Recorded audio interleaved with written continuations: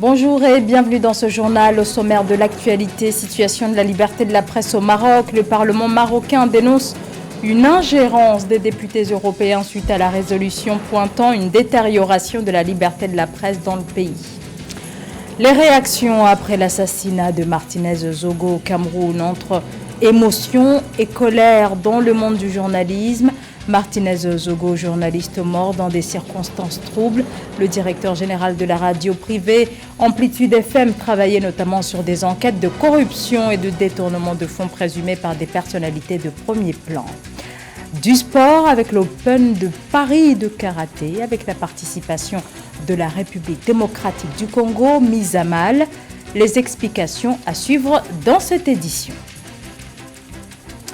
Le procès de l'ancien président mauritanien Mohamed Ould Abdelaziz s'est ouvert ce mercredi 25 janvier 2023 à Nouakchott en Mauritanie. La justice l'a d'ailleurs fait arrêter à la veille de ce procès historique en Mauritanie car c'est la première fois qu'un président comparaît devant la justice pour des faits de corruption. L'ancien président est accusé notamment de corruption, de blanchiment d'argent et d'enrichissement illicite. Mohamed Ould Abdelaziz, qui a dirigé la Mauritanie de 2008 à 2019, est accusé d'avoir abusé du pouvoir afin d'amasser une fortune estimée à plus de 70 millions de dollars. La défense dénonce un procès politique. Une dizaine d'anciens premiers ministres, ministres et des hommes d'affaires doivent aussi répondre devant le tribunal de multiples chefs d'accusation, dont enrichissement illicite et abus de fonction. Au Sénégal, l'ancienne première ministre Aminata Touré, élue députée du camp présidentiel lors des élections législatives de juillet dernier, avant de prendre ses distances avec le chef de l'État Macky Sall et son parti, est officiellement déchue de son poste de parlementaire à la suite d'une initiative du camp présidentiel. Décision actée lors d'un vote du bureau de l'Assemblée nationale. 10 de ses membres ont voté en faveur de cette déchéance contre 7, longtemps proche du président de la République, tête de liste de la majorité pour les législatives de juillet. Aminata Touré avait pris la décision de quitter le groupe Benno Bokk Yakaar en septembre 2022 pour devenir députée non inscrite. Depuis, elle dénonce une éventuelle candidature du président Macky Sall à l'élection présidentielle de 2024. Suite à son éviction de l'Assemblée nationale, elle a réagi. Aminata Touré se dit déterminée à poursuivre son combat pour la démocratie et contre une initiative de troisième mandat. Le Parlement du Maroc dénonce des accusations fallacieuses des députés européens, une ingérence dans les affaires du Royaume. C'est le positionnement des autorités marocaines concernant une résolution du Parlement européen qui pointe une détérioration de la liberté de la presse dans le pays. Les eurodéputés ont mis notamment en lumière le cas d'Omar Radi, un journaliste indépendant, critique envers le pouvoir, condamné à 6 ans de prison ferme pour viol et espionnage, des accusations qu'il nie. Séverin Douqueux revient sur cette crise diplomatique entre le Maroc et le Parlement européen.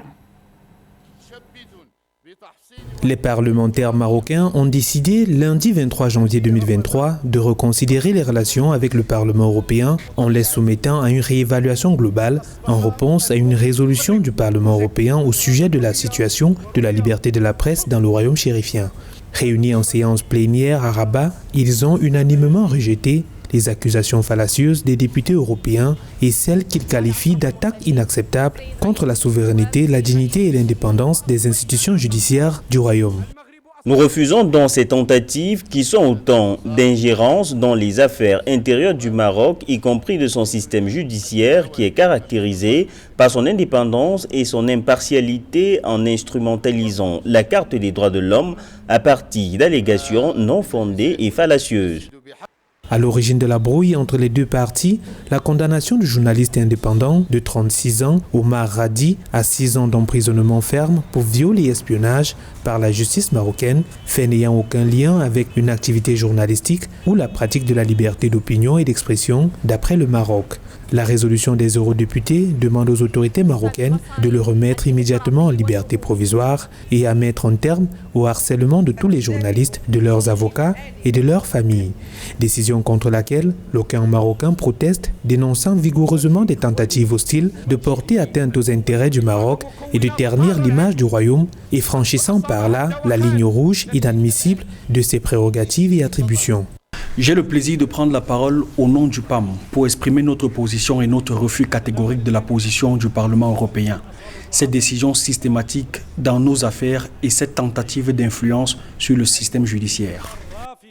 Le Maroc s'est dit fermement attaché aux droits de l'homme tels qu'ils sont internationalement reconnus et met en avant la crédibilité de ses institutions et mécanismes indépendants dédiés aux droits de l'homme. Le Maroc et l'Union européenne sont liés depuis 1996 par un accord d'association qui couvre d'étroites relations économiques et commerciales, en particulier dans le domaine de l'agriculture et de la pêche. Les hommages au Cameroun à Martinez Zogo, retrouvé mort dans des circonstances troubles. Le 22 janvier, le corps mutilé du journaliste camerounais, directeur de la radio Amplitude FM, a été retrouvé près de la capitale Yaoundé.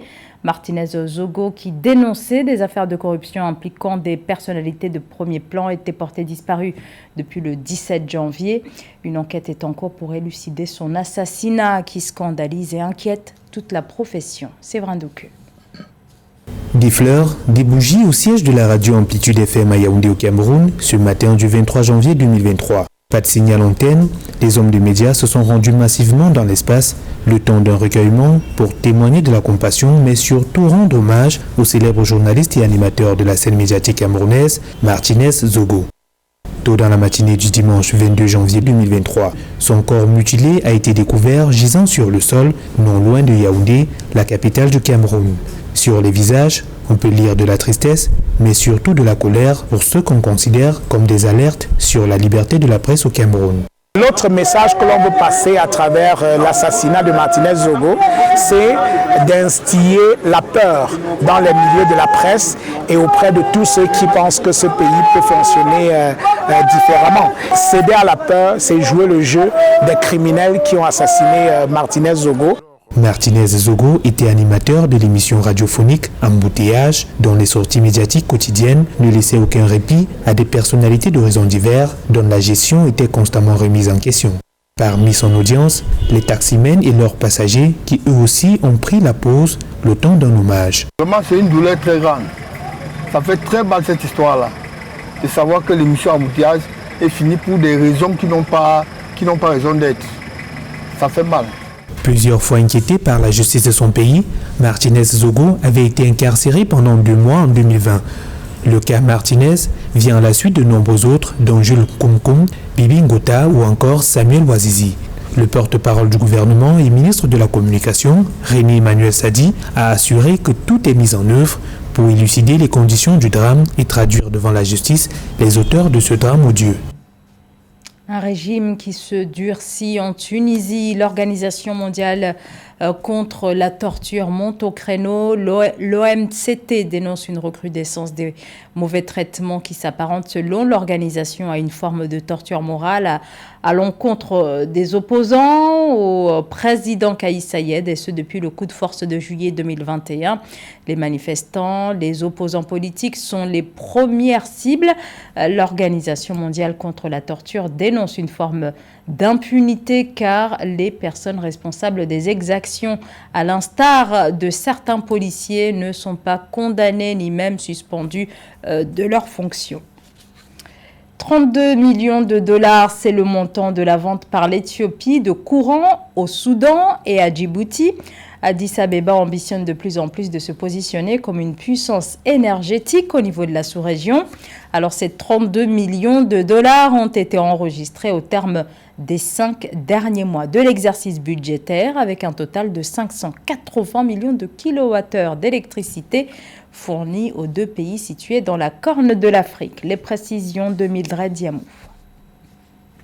Les exportations d'électricité vers ses voisins, le Soudan et Djibouti, ont permis à l'Éthiopie de recueillir des recettes de plus de 32 millions de dollars au cours des 5 derniers mois de l'exercice budgétaire du pays. Les données de la compagnie électrique nationale Ethiopian Electric Power indiquent qu'un total de 580 millions de kWh d'électricité ont été fournis aux deux pays au cours de la dite période. Vous savez que d'ici 2035, l'Europe a décidé qu'elle ne financerait plus les projets de développement et d'exploitation d'énergie fossile. Or, l'énergie hydroélectrique est une énergie renouvelable. Ainsi, l'Éthiopie ne manquera pas de financement pour développer ses capacités hydroélectriques. Si l'Éthiopie a des problèmes avec tous ses voisins, ça peut entraîner une baisse de revenus qui peut menacer même l'exploitation du barrage. Les revenus obtenus par l'Éthiopie grâce à l'exportation d'énergie électrique vers le Soudan et Djibouti ont connu une baisse de 6,2 millions de dollars par rapport aux 95 millions de dollars engrangés au cours de la même période de l'exercice budgétaire précédent. Un recul dû à la baisse de la demande soudanaise causée par les tensions qui existent entre l'Éthiopie et le Soudan depuis 2 ans sur la région frontalière contestée d'Al-Fashaga et sur le grand barrage de la Renaissance éthiopienne. Toute la question des infrastructures énergétiques devrait être des questions géopolitiques, mais également géostratégiques. Lorsque vous regardez la situation dans laquelle se trouve aujourd'hui l'Éthiopie, il faudrait bien que le pays devienne un peu plus innovatif. Au lieu de penser qu'on peut exporter le courant de manière brute, ça veut dire sur le réseau, peut-être qu'une bonne manière de faire les choses serait de produire de l'hydrogène localement et être en mesure de le vendre, et là le marché est complètement ouvert sur le plan international. Un total de 1700 GWh d'électricité a été exporté de l'Éthiopie vers le Soudan et Djibouti au cours de l'exercice budgétaire éthiopien précédent. Environ 1109 GWh d'électricité d'une valeur de 54,66 millions de dollars auraient été vendus au Soudan, tandis que Djibouti a importé 600 GWh d'énergie électrique pour plus de 40 millions de dollars. A précisé que l'Éthiopie investit actuellement des milliards de dollars dans la construction de son projet de méga barrage dans le but de devenir un hub régional en matière d'énergie. Du sport également dans l'actualité avec l'Open de Paris de karaté. La compétition a fait son grand retour au stade Coubertin. C'était la semaine dernière. La République démocratique du Congo est l'un des pays qui devait prendre part à cette compétition, mais aucun athlète n'a pu se présenter faute de visa. Plus de précisions avec José Douglas. Karaté. Pourtant, le karaté ne sera pas au programme des prochains JO, mais la discipline tient à cœur ses pratiquants. Et c'est ainsi que M. Freddy Lacombo a expliqué à la presse les raisons de l'absence des karatékas des Léopards à l'Open de Paris en France du 20 au 22 janvier 2023. Les Léopards du karaté étaient invités pour participer à l'Open. Malheureusement, le ralentissement du traitement des dossiers administratifs n'a pas permis aux athlètes congolais de prendre part à cette compétition. La raison étant plus simple, si les Léopards du karaté de la RDC n'ont pas pu effectuer le déplacement vers Paris, c'est parce que leurs dossiers ont été introduits en retard à l'ambassade de France pour l'obtention des visas. Le président de la Fédération congolaise de karaté a beaucoup regretté cette absence et a confirmé qu'il en était de même lors du dernier championnat du monde cadet et junior à Konya en Turquie, car le traitement des dossiers est à la base de ces absences. La leçon à tirer de cet énième forfait des Léopards de la RDC, de ce sport de combat, est que la mauvaise foi tue. Il faut changer, chers décideurs de l'administration publique. Il faut peut-être imaginer d'organiser des séances de délivrance pour que les gens reviennent à de bons sentiments. C'est malheureusement une situation que nous subissons. Nous suivons le calendrier de nos instances qui est connu une année à l'avance. Nous déposons les dossiers auprès des autorités pour obtenir ce qu'il faut à temps. Après cette malheureuse déconvenue pour Paris, la Fédération congolaise se dirige vers l'organisation de l'Assemblée générale extraordinaire. Élection des membres du bureau fédéral prévue jusqu'à ce jeudi 26 février 2023 et la Fédération compte organiser la 2e édition de l'Open du pôle Malébo, compétition qui met aux prises les karatékas de 2 capitales les plus rapprochées au monde, à savoir Kinshasa et Brazzaville, avec l'Angola comme invité spécial.